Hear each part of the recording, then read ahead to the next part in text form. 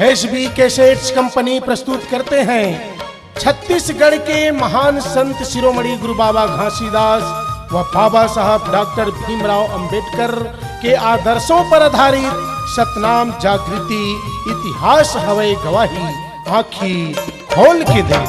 तुरमलगी कलंके बिंदु रे भाई नो हस्त हिंदू, तुरमलगी कलंके बिंदु रे भाई नो हस्त हिंदू, भाई नो हस्त हिंदू कागा दीदी नो हस्त हिंदू का हो, भाई नो हस्त हिंदू का। सत के बिरवा की अपार सफलता के बाद एसबी कैसेट्स कंपनी के द्वारा रामविलास खुटे व कुमारी मीना खांडेकर की आवाज में आज ही देखें, सुने और सुनाएं सतनाम जागृति इतिहास हवे गवाही आँखी खोल के दे। छेर छेरा दाई छेर छेरा तुहर कोटी के धान लहेर हेरा जी,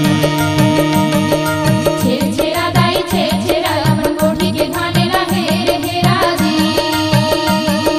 भीख देवई अमन भीख मांगा थे, भीख देवई अमन भीख मांगा थे, सत्य धर्म के बेरा दाई छेर छेरा, छेर छेरा दाई। एसबी कैसेट्स कंपनी प्रस्तुत करते हैं सतनाम जागृति इतिहास हवे गवाही आँखी खोल के दे। सतनाम ला भोला गे तै सतनामी होके, सतनाम ला भुला के तै सतनामी होके, सतनाम ला भुला के तै सतनामी होके। वादा करे सतपुरुष संग, वादा करे सतपुरुष संग, सत्य बिरवा जगाए के,